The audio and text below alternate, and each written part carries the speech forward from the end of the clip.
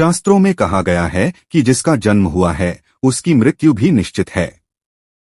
देव, मनुष्य, पशु, पक्षी सभी की मृत्यु निश्चित है। मृत्यु और मृत्यु के बाद पुनर्जन्म की बातें हम अक्सर सुनते हैं, लेकिन क्या सच में मृत्यु के बाद आत्मा का पुनर्जन्म होता है और क्या सभी आत्माओं का पुनर्जन्म होता है? जानते हैं मृत्यु पश्चात आत्मा के पुनर्जन्म के रहस्य और कारणों के बारे में। पुनर्जन्म के बारे में क्या कहते हैं वेद पुराण?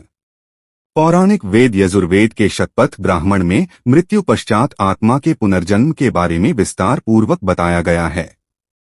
उपनिषदों में भी कहा गया है कि एक क्षण से भी कम समय या अधिकतम 30 सेकंड में आत्मा शरीर को छोड़ दूसरे शरीर को धारण कर लेती है। गरुड़ पुराण में कहा गया है कि मरणोपरांत आत्मा को नया शरीर धारण करने में 3 दिन, 13 दिन, सवा महीने या साल भर का समय लग जाता है। जो आत्माएं नए शरीर को धारण नहीं करती वह पितृलोक और स्वर्गलोक चली जाती है या भटकती है। इन कारणों से मरने के बाद आत्माओं का होता है पुनर्जन्म। नंबर 1. बदला लेने के लिए ऐसा मनुष्य जिसके साथ जीवन में बहुत अन्याय हुआ हो और इस कारण उसकी मृत्यु हो गई हो, तो ऐसे में प्रतिकार या बदला लेने के लिए आत्मा का पुनर्जन्म होता है। नंबर 2. अकाल मृत्यु के कारण दुर्घटना, हादसा या किसी विपदा के कारण किसी की अकाल मृत्यु हो जाती है तो ऐसे व्यक्ति की कुछ इच्छाएं अधूरी रह जाती हैं। इच्छाओं को पूरा करने के लिए मृत्यु के बाद ऐसी आत्माओं का भी पुनर्जन्म होता है।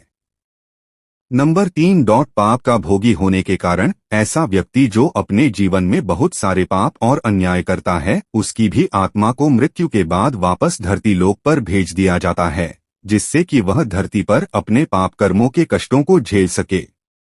नंबर 4. पुण्य कर्म भोगने के लिए जो व्यक्ति अपने जीवन में हमेशा पुण्य कर्म करता है मृत्यु के बाद उसकी आत्मा का भी पुनर्जन्म होता है।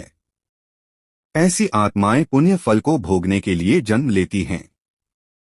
नंबर 5. अधूरी साधना को पूरा करने के लिए किसी व्यक्ति की मृत्यु बहुत जल्दी हो जाती है। ऐसे में उसकी कुछ तपस्या, साधना या इच्छाएं अधूरी रह जाती है। इन्हें पूरा करने के लिए भी मरने के बाद ऐसी आत्माओं का पुनर्जन्म होता है।